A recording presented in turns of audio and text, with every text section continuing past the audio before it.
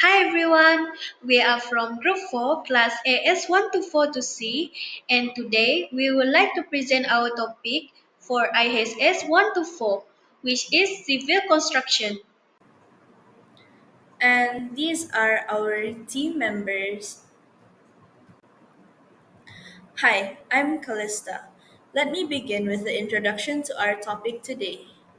Civil construction is a branch of civil engineering involved in the design, maintenance, and construction of environments like water reservoirs, roads, and bridges. In this presentation, we will be talking about civil construction on bridges. Bridges are marvels of civil engineering that symbolize connectivity and progress.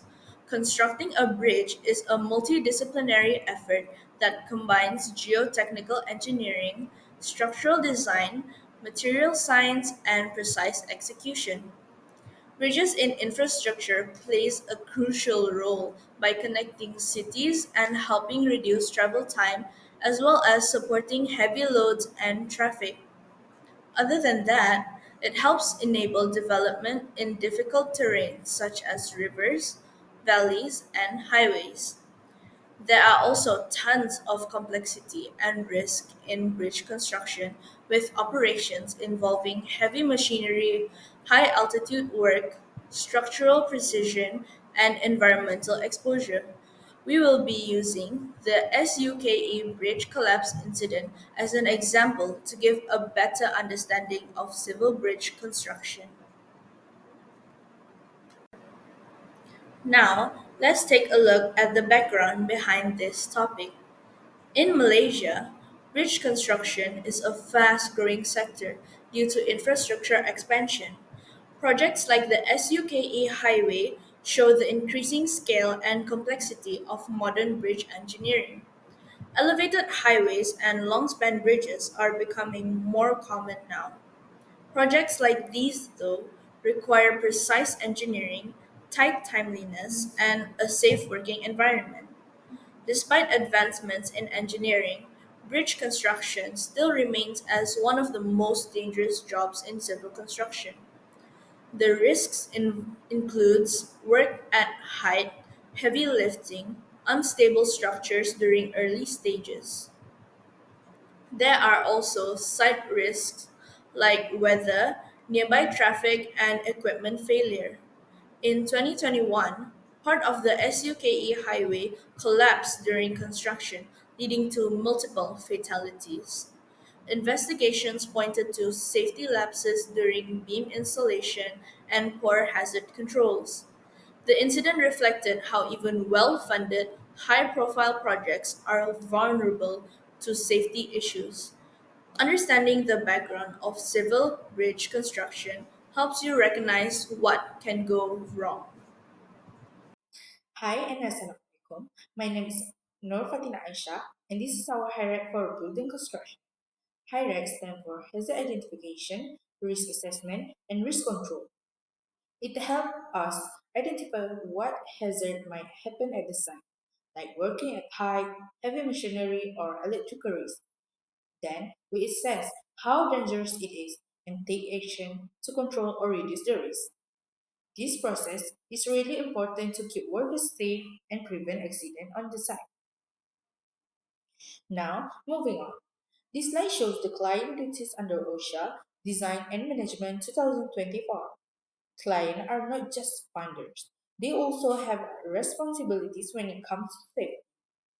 They need to provide enough time, money, and resources. Other than that, make sure the work is safe for everyone involved. Provide facilities like toilets and rest areas. Share safety info early with the designer and contractors. And lastly, make sure a construction phase plan is ready before work begins. If they don't follow these duties, the penalty can be up to 500,000 fine or 1 year in jail. So, client involvement is key to making sure the project is safe from the very beginning. Now, I'll briefly explain some of the high risk activity and the safety measure involved based on the latest OSH. First, we have concrete mixing and pouring. These thus expose workers to cement, which can cause chemical burns and eye irritation. To control this, workers must use gloves, goggles, face masks, and have access to eye wash stations. These controls are required under Regulation 20. Second is working at height. There's a serious risk of falling from scaffolding, which can lead to major injuries. So, fall arrest system must be used, and all the workers must go through high safety training. This, this is stated under Regulation 30. Next, we have electrical wiring. This non-routine task is very dangerous. It can cause electrocution or burns. Only certified personnel should perform electrical work and it must follow the lock-out tag-out procedure. These fall under Regulation 14 to ensure electrical safety. Continuing with two more high-risk activities. First, we have crane material handling. There's danger of falling object during lifting operation, which can cause serious injuries. To control this, we need to set up exclusion zones. This trains signalmen and ensures all workers wear the correct PPE. These requirements are stated in Regulation 33. Next, excavation work. Trench collapse is a major hazard. It can trap or suffocate workers. To reduce this risk, soil tests must be conducted. Slope benching techniques should be used. And, and a permit to work system is required. These are outlined in Regulation 27 and the fourth schedule. All of the activities present were assessed using the hierarchy method, and the control measures were chosen based on the hierarchy of control, in line with the OSH Regulation 2024. This helps reduce risk on site and ensures a safer working environment for everyone involved. Hi, my name is Temfi Ajik Analintao, and I'm going to talk about some of the common hazards found in bridge construction. First, we have physical hazard like walking at height, falling object, and heavy machinery. These are very dangerous and can cause serious injuries if workers didn't follow safety rules. Next, we have unstable structure. When a bridge is still under construction, some parts are not fully secure yet, so it can collapse if not properly supported. Then we have environmental hazard like rain, strong wind, or hot weather. This condition can make the site more dangerous, especially when rain. And lastly, human factor. Sometimes workers are tired and not well trained or don't follow any safety rules. This can lead to accident even if everything else is fine. Now, let's look at how we can control or reduce those hazards. First is elimination. This means completely removing the danger. For example, using machine to mix concrete instead of doing it manually. Second is substitution. It means replacing something dangerous with a safer option, like using lighter equipment or non-toxic chemicals. Then we have engineering control. These are things like fall arrest system or proper scaffolding to keep the site safe.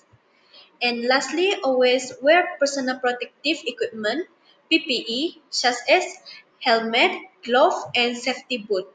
It may not stop all the hazard, but it gives us protection if something goes wrong. Moving to the next part, real case study. Kuala Lumpur, 3rd March 2021, BART collapsed due to structure failure. Two women were crushed to death when a section of a pedestrian bridge under construction in Kuala Lumpur collapsed. Three other victims in the van, including two women and the male driver, sustained serious injuries. Preliminary investigation findings. The trailer lorry was not overlooked at the time of the incident. Possible cause: technical failure or structural instability during installations. Full investigation ongoing by CDB and DOSH. Control measure implemented. Immediate suspension of the construction site for safety assessment. Comprehensive safety audit across ongoing projects. Enforcement of a stricter site safety protocol, especially near public traffic area. Requirement for third-party structural check before major installation. Improve temporary structural support system mandated by local authorities. In conclusion, the incident involved structural collapses at construction sites, revealed the urgent need for stricter safety compliance and proactive risk management. Technical failure, lack of supervision, or sufficient temporary support can result in serious injuries or fatalities. These events remind all stakeholders in the construction industry to prioritize public and worker safety at every stage, from planning and design to execution and maintenance.